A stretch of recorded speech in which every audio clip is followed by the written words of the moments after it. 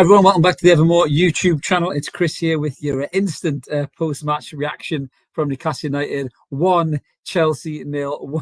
What an end to that game, my God. First half was a bit ropey, was a little bit jaded.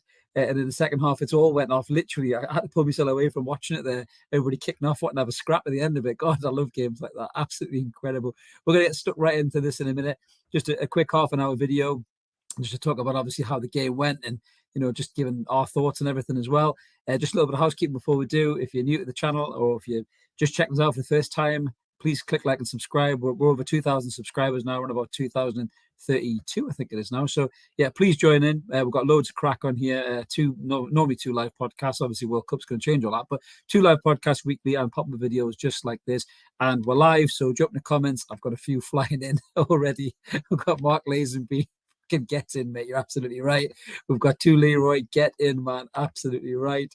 And then Mark saying another fucking get in, and we are on fire. We absolutely are on fire, lads. We absolutely are on fire. That is us up to 3rd in the table as we go away for this ridiculous World Cup break, really. And yeah, we're going to get stuck into this match in a minute. I don't even know who's watching along. I don't know who's in the pub, who's just leaving the ground. We've got plenty more. I'm sure we'll be joining hopefully whenever they get some Wi-Fi when they come out of the ground. But let's get stuck right into it then. So this is how we lined up today against Chelsea. Obviously, all to talk about Callum Wilson being injured and everything else, so being a bit poorly. He started on the bench, which was great. Some of us were thinking he wouldn't even make the squad. So we did start with Chris Wood up front. The standard backfire that we got, the 3 in midfield that we called in the preview, and obviously Joe and Mickey either side of Chris Wood. So obviously Chelsea came to town. They were missing quite a few big players actually. Raheem Sterling was an absence, obviously with an illness. Kai Havertz was started on the bench, and they started with Brozier up front, which was a bit of a weird one.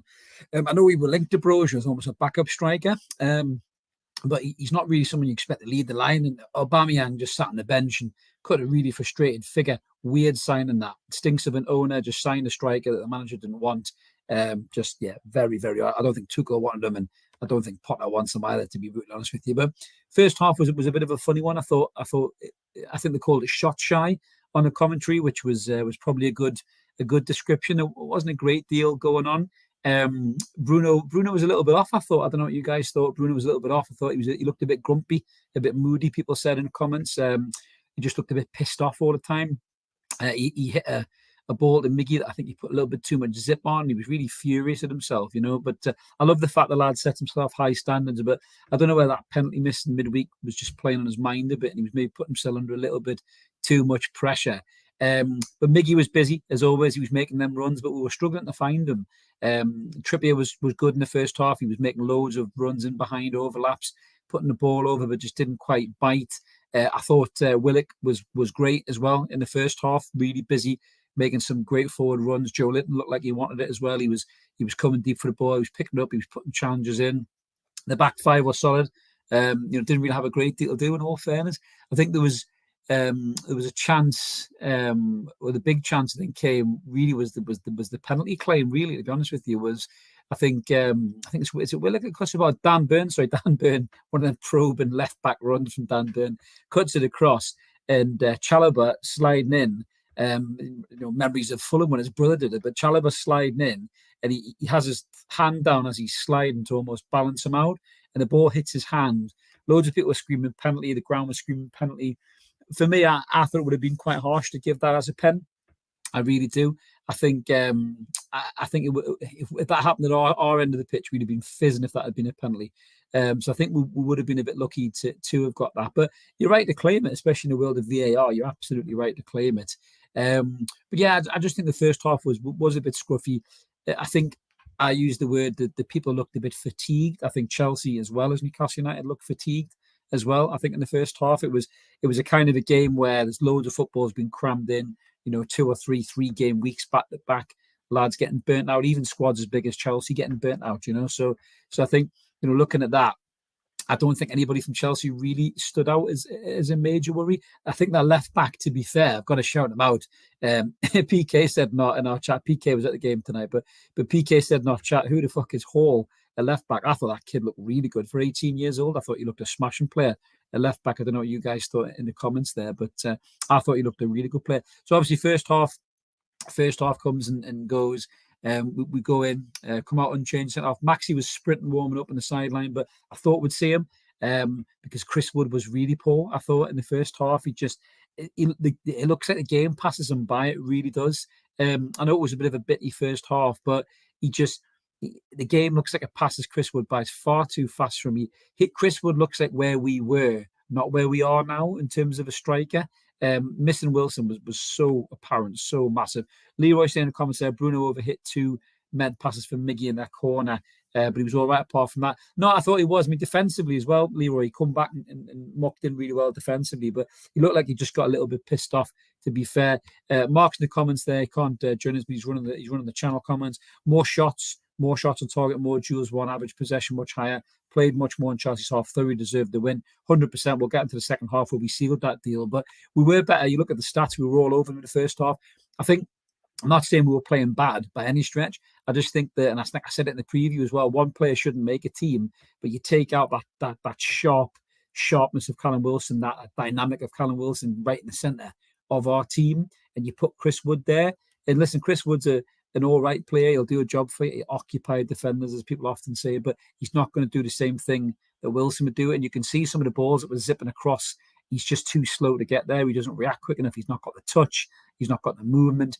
So I think, if Isaac's playing there, well, we're 2-0 up in the first half, in my opinion. Or if Wilson's playing, we're 2-0 up in the first half, in my opinion, because Chelsea were shite, really poor. So come out of the second half, Chelsea obviously brought on Christian Pulisic, a player that we were linked to try and change it. I like Pulisic. I think he's criminally underused at Chelsea. He did look quite busy, made some little runs here and there, tried to get himself in, but he's coming up against like Kieran Trippier and everything else, and he's not going to get past these guys. He's not going to get any change from these guys. And I think, we started to grow into the game. I thought we started to have a lot more of the ball.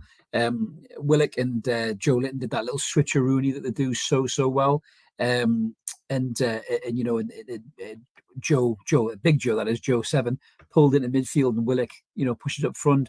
We start to get in there. We start to get a little bit behind, and then I think Longstaff. I think Leroy said there, Longstaff, blast one over the bar from 8 yards. But yeah, I mean, Sean Longstaff isn't really composed when he's in those positions, but he's so busy. He's covering so much ground.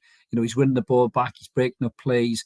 He's pushing forward as well. Sean, he's got a hell of an engine on him, to be fair. If Sean Longstaff had pace, he'd probably be the most frightening midfielder in the league, probably. But that's the only thing that he lacks. But he's got some engine on him. I'll give him that. So pressing on into the game, obviously, we're putting more pressure on Chelsea. We're starting to find room in behind. I thought Willock was stretching them big time. Every time he got the ball, he had the beating of was Aspilicueta, I think it was. He had the beating. He was just dragging them all over the place with that deceptive pace that Willock has, where he just shifts it in the gear and you just can't get him. He whipped a few crosses over. Again, Wood's just not got the kind of legs to get there. And then, I think we bring on Callum Wilson, on the 76th minute. I'm just trying to check the goal time actually as well. My head is that buzzing after just coming off. I'm just checking the goal time. I think we did. Did we score before? Yeah, we just scored before. Actually, Wilson come on. So I'll deal with the goal first. So obviously, Miggy wasn't getting much room tonight, and the only time he kind of got away from Koulibaly, he comes inside. I think it's Joe Linton actually plays it was almost like the kind of pass that Nicky Butt always wishes he could have played, that little weird overhead kick that he tried. But Joe Linton kind of did it to the side, like a side scissor kick, and it kind of looped right up and over. And the bounce goes in, and Miggy's in behind. Koulibaly's not got the legs to deal with Miggy, and he just kind of heads it twice over him, cuts inside. Koulibaly's gone the other way. Miggy's cutting inside. Silva's thinking, oh, fucking hell, here he comes, the player of the month, goal of the month. We're in trouble here. And the ball just kind of overruns a little bit. Massive credit to Joe Willock here. He's tracked that ball. He's tucked inside, and he bends a beautiful strike in to the top bins. Mendy's got no chance with it at all. And then he's just off for the sexiest knee slide you're going to see on a Saturday night, unless you're 3 o'clock in the morning. You've had about 60 pints in the big market. Just an unbelievable goal by Joe Willock. That's 2-2 now. He took both of them so well. We said he needed a goal. Lee said he needed a goal on our channel. He's got a goal now. He's got 2 goals in 2 games. It's almost like we kind of don't want the break, really, because Joe Willock is finding that form again. But for me, I said this before, and I really mean this. I'm looking at Conor Gallagher and Mason Mount on the opposite side, and neither one of them did anything to the level of what Joe Willock did today in that game to turn that game, in my opinion. Not at all. So why shouldn't Joe Willock be in the England equation, in my opinion, for a strike like that and the work rate that he does? So obviously we score the goal, we go in front. Wilson comes on as well. He looked a bit jaded, did Wilson, to be fair to him. So he looked like he'd been a bit ill, but even in the little camera that he did, he moved more than Chris Wood did, to be fair. The traffic cone did as Chris Wood. And so the ref then out of nowhere, I mean, to be fair, Botman went down, more than Jordan on that many husbands. He went down with that many injuries, left, right, and centre. And the ref added on loads of time. We made some subs, brought Murphy on as well. And then eventually Botman come off. Big Dan Burn slips into centre half, and Matty Targett comes on at left back. And then the ref turns around, or the fourth official turns around and pulls up 7 minutes of injury time. It's like an Anfield watch. Yet again, we're thinking, oh shit, here we go. 7 minutes, 1-0 up. We're going to get screwed here. But do you know what? The lads hung in really well. Trippier was outstanding all game, absolutely outstanding all game. We hung into the game, and then we'll get the 1-0 win. It wasn't a shithouse win by any stretch, like the Isaac Hayden one was many years ago. This was a proper win. Newcastle United deserved this win. Heads and shoulders, hands down. Chelsea were nowhere near as good as we were. The stats show it. If they'd got a draw, they wouldn't have deserved it. And we were absolutely outstanding. And then just at the end of the game, as I just said when I come on, there's a proper bit of needle between Havertz and Dan Burn. I think somebody said in our preview comment as well, I think it might have even been Geordie Tune for Life, where Havertz stuck the elbow on BDB, didn't you? I totally forgot all about that down at the bridge last season. And I don't think Dan Burn's a big fan of Havertz, and it just all kicked off at the end. Everyone's steaming in. Jacob Murphy, the softly spoken winger as Jacob Murphy runs 40 yards to shove somebody. It's all booting off. Trippier's trying to calm everybody down. Big Dan Burns telling everybody to fuck off left, right, and centre. But I'm pretty sure that him and is it Jill Scott and I'm a Celeb are the same person, to be honest with you. As Mark's saying in the comments there, great to see BDB get some revenge later on. Absolutely. I mean, Havertz must have realised he bit off way more than he could chew, because he went from being quite up for the fight to to just not being interested at all, to be honest with you. So yeah, it just shows you the fighting spirit, literally the fighting spirit of the lads. They're booting off, they're kicking off like that at the end of a 1-0 win. It's just absolutely sensational. New Monkey said bunch of soft cocks, Chelsea players. Absolutely, they were going down, rolling all over. The ref was shocking all game, I thought, to be honest with you. I might have covered that. So many late fouls on our players that he let slide. The minute we put a tackle in, he's blowing up. He's booking players for Newcastle. I think he booked Longstaff for, I thought, was a relatively fair challenge. Took him ages to book a Chelsea player, booked Jorginho for a horrendous challenge on Bruno. And the ref was really poor, I thought, and it just shows you the state of Premier League referees, really. I'm just going to wet my whistle a little bit, but look at some of your comments. My lovely cider there. So we've got Al Stapleton, evening, mate, cracking win, absolutely buzzing with it, mate, absolutely buzzing. To Leroy saying he's got a good point. Actually, sorry, I beg your pardon, we'll go back to the point that he is referring to. If I can get my keys right here. Tommy said it's a big statement of trust from Howe to bring Murphy on instead of Maxi. Do you know what, mate? I'm with you on that. We were saying this in the chat as well. For starters, I don't think ASM is fit. And just for two, Leroy's agreeing with you as well, mate. That Murphy's a bit more gritty defensively than Maxi. I think there might be a little bit more to it than that, Leroy, to be honest with you. Maxi's obviously not fit is one. But for me, I don't think Howe trusts Maxi. I really don't. I think the Maddison deal was Maxi's replacement. I really do. And the fact that didn't happen, I think, was why we kept obviously hold of Maxi and stuff. And maybe Maxi stepped his game up possibly. But I don't think Alan St-Maximin will be a Newcastle player next season. That's a bold claim that I'm going to make right now. I don't think he'll be here next season. If we got an offer from him in January, if we signed Maddison, for example, or Diaby, or both, I don't think he'd be here then. I think if we got an offer from him, we'd sell him. I don't think he's an Eddie Howe player, and I really don't think he's going to be here. Listen, I love him when he's on form, but how many times is he on form? Ask yourself that.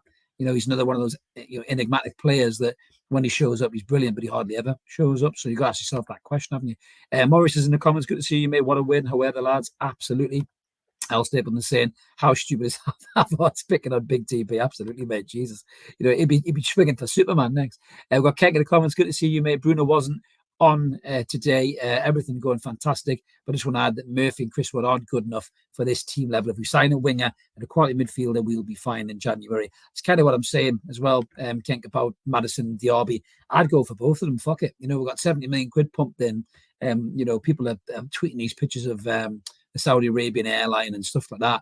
If there's money coming in and we're still third, which I think we'll at least be third or fourth by the time we come back from the World Cup. We are going to be third. If we win our game back, we'll still be third or fourth come the January transfer window. Fucking go big or go home.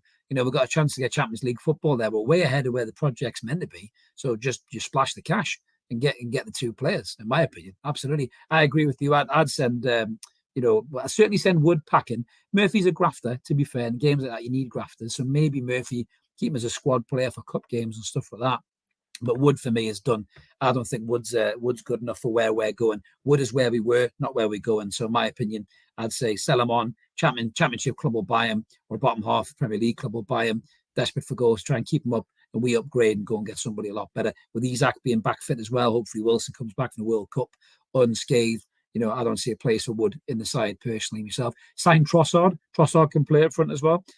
So if anything happens to one of them two or both of them, we'll stick Trossard up front because he's a better player than Chris Wood as well. So Elstead was saying Bruno looked like he was playing angry. He did more right than wrong. I agree. I think it was because he was pissed off about the pen in midweek. He's quite an emotional lad. I think even Wilson said that when they did the interview about his son, didn't he? So I think he is quite an emotional lad, and he wanted to go off with a bang, did Bruno. But listen, he was still mint.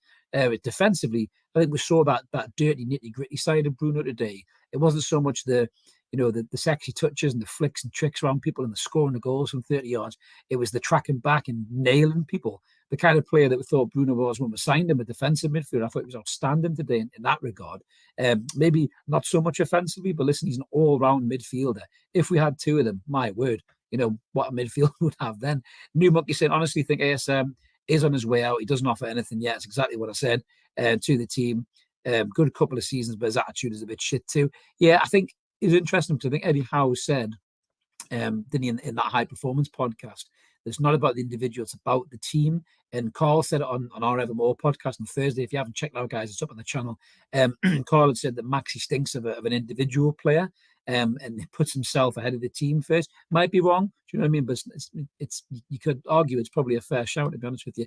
100%, Tommy, I was just going to come to that. Newcastle United are 2 points off Manchester City, the Manchester City, the side that everyone in, not just in the Premiership, in Europe, salivate over. The team that has Erling Haaland up front, we are 2 points off them, and 4 points off Arsenal, who are top of the league. I mean, would you have thought it?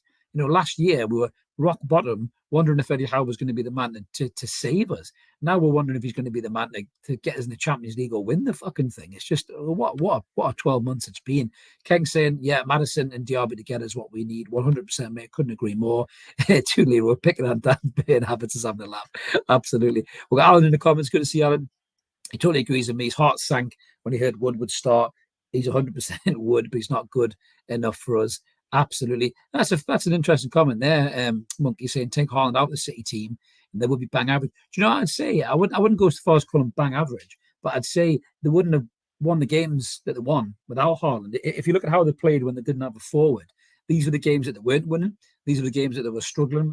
When Liverpool won the league, when they got dumped out of the Champions League, these are exactly the kind of games you need a player like Haaland in to do that for you. To win you the game, and they've got him now, and he's won them games that they probably shouldn't have won. So I think they have to keep him fit because you could see when he was out, they didn't look the same. Yes, Alvarez banged in a goal or two for them. Do you know what I mean? But I think without Haaland, you're right, mate. They definitely aren't as sharp. Same as us without Wilson, to be fair. If Isak had been there today, Jesus, we would have battered Chelsea, guys. Absolutely murdered Chelsea tonight if we'd done that. Tunza, the one and only, is saying getting dizzy being up this high. I know, mate, I have to keep checking. My nose isn't bleeding. We're up that high. It's taking me back to the Keegan days and the Bobby days. But I've said this before, that this team reminds me of Bobby's team. It's a mixture of youth and experience. I was chatting on one of the chat groups, one of the many chat groups that I'm in, about Trippier. We all just said how class Trippier is. And, for me, my man of the match, I haven't even covered that yet. My man of the match is Willock. I just thought from start to finish, he was immense. I thought in the first half, when it was a bit ropey, he was the one who was trying to make things happen. In the second half, he stepped up a level. He went through the gears, he was whacking balls in left, right, and centre. He was running Chelsea ragged. He was, defending, he was attacking, then he scores the goal. So Willock gets man of the match for me, but very, very close second was Kieran Trippier. Trippier's going off to the World Cup now, hands down the best right back in the England camp. Not even an argument. Anyone who argues that doesn't know anything about football. This guy is superb defensively and offensively. He's different class. He's professional. He's a leader. He's got the touch, the vision, everything. And he reminds me of a throwback to players we had under the Robson era. We had the likes of Speed, Shearer, Rob Lee, guys like that, just good professionals who honed their craft for years and could get young players to listen to them and follow their instructions on the pitch. You could see Trippier talking to Botman at corners and stuff like that. And he's just, Botman's mint, but Trippier there is helping him positionally. That's what he does. He drops deep, he pulls out. And there's no secret why I think we're so good defensively is because, not just only because of Kieran Trippier's right foot, but his mouth as well. He's always talking to these defenders and shares an experienced defender as well, as his big Dan Burn. So you put them all together with a Rolls Royce youngin like Sven Botman. That's why we are the best defensive team in the league. Absolutely spot on.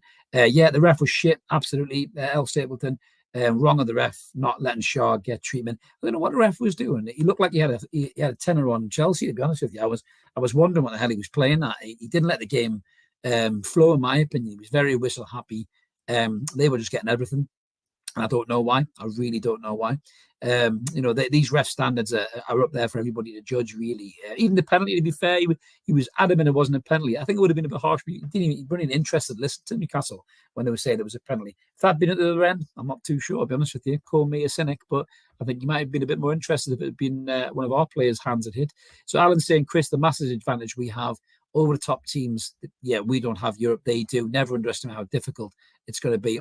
100%. I said this earlier on. It was actually great. I was trying to talk to my daughter about it. She didn't give a shit, to be honest with you. She's 13, but she come out with the best comment ever. Just before I take your point, Alan, we're looking at the Chelsea lineup, and it got to Ruben Loftus-Cheek, and she said, "Did that say left ass cheek?" Because she wasn't watching. I thought it was the funniest thing I've possibly ever heard her say. It was better than any of my one-liners I've ever bought, to be honest with you. Ruben left ass cheek. So I love that. I might use that again.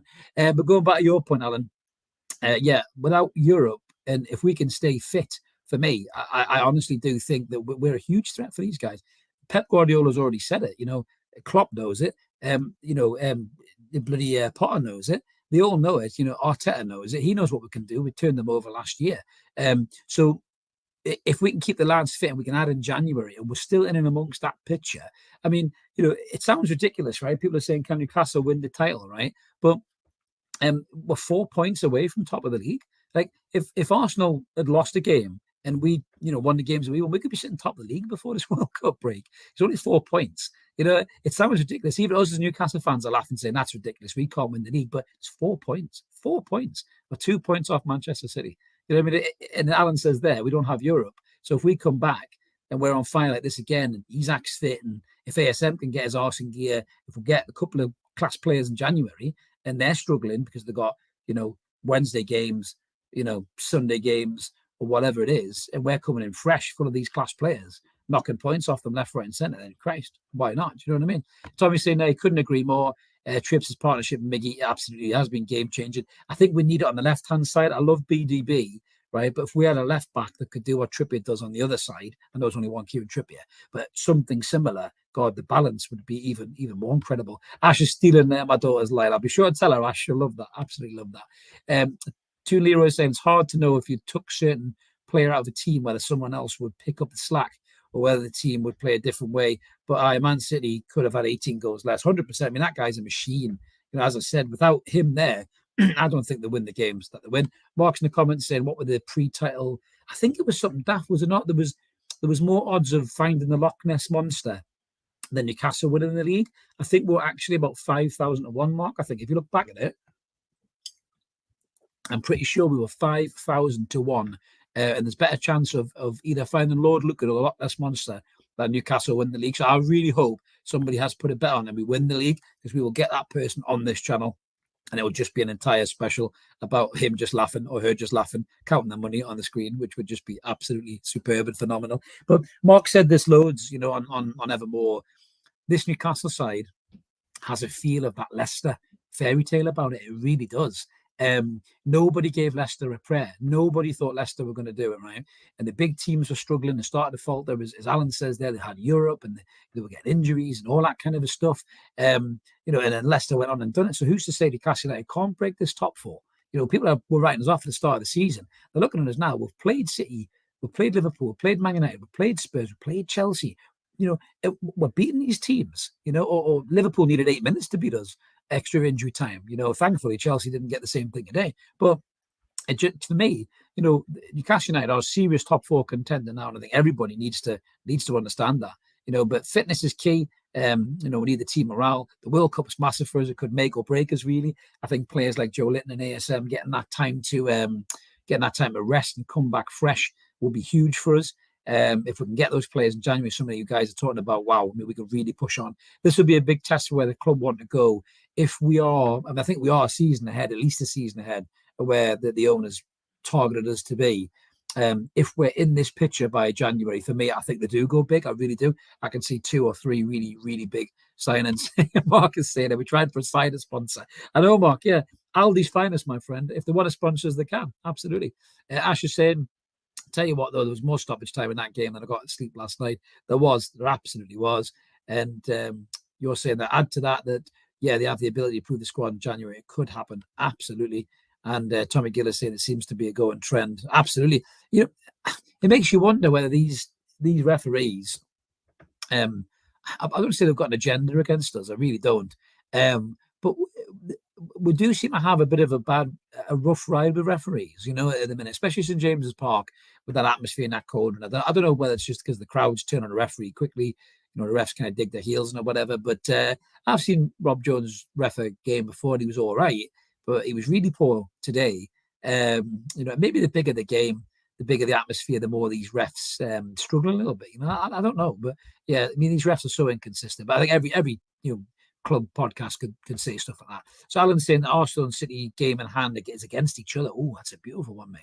I'm keeping my feet on the ground. He still thinks we'll finish 7th, but he might change his mind after Christmas. Absolutely. Kenga said if ASM goes somewhere else, we need 2 wingers, DRB and is that Milov? Do you mean the Ukrainian lad who plays for Shakhtar Donetsk? I think we have been linked to him, but it was by Football Insider, so I'm not really sure whether there's any truth in that. But he is different gravy, that kid. I watched him run rings around Celtic when I was watching with my dad. So you got June Leroy saying that he got into the Leicester action a bit late. He's still got 100 quid.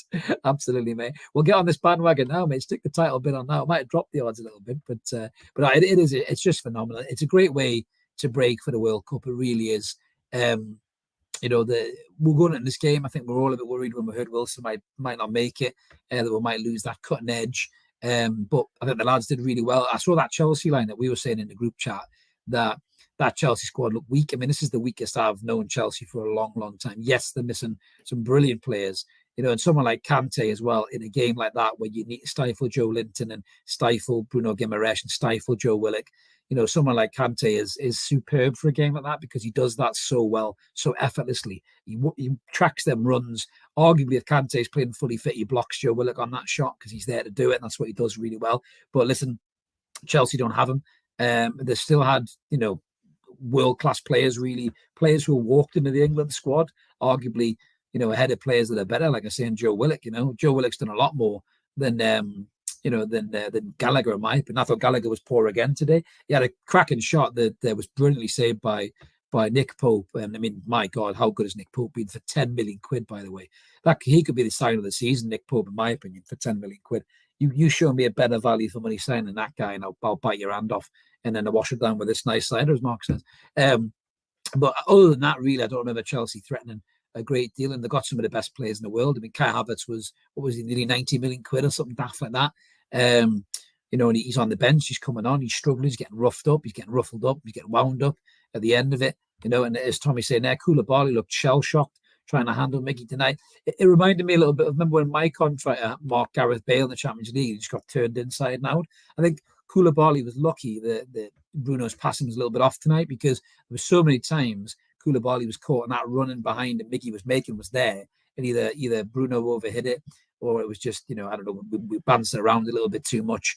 But he's very, very lucky that our lads weren't sharp of the night and fatigue was kicking in. Or, Koulibaly had a terrible game today. He looked knackered by the end of the game.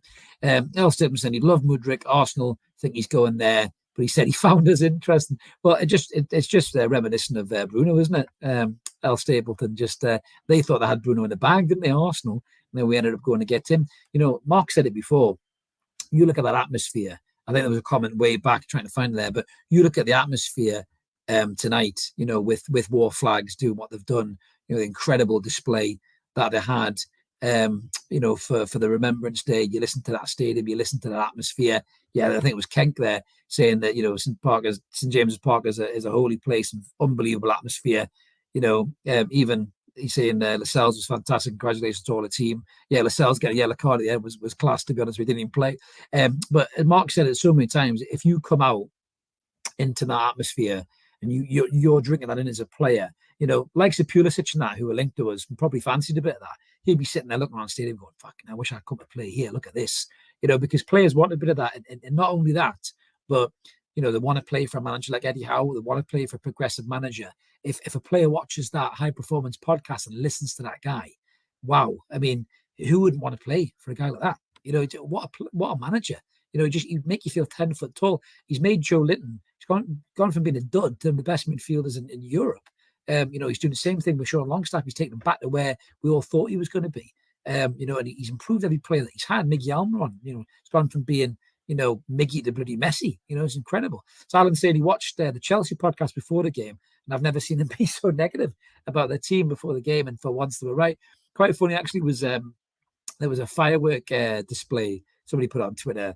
I thought it was stupid. I hate all that shit, to be honest with you. You don't need to set fireworks outside of teams' hotels. It's fucking child's play, really. I don't agree with it. But there was comments about it, and the best comment actually come from a Chelsea fan, because somebody said "wakey wakey Newcastle," and Chelsea fan had quoted the tweet and just said, "Oh, well, I hope it works. We've been trying to wake them up all fucking season." So a superb reply from that Chelsea fan. It shows you a bit of humour there as well, to be honest with you. So absolutely class. Two Leroy's talking about the pen.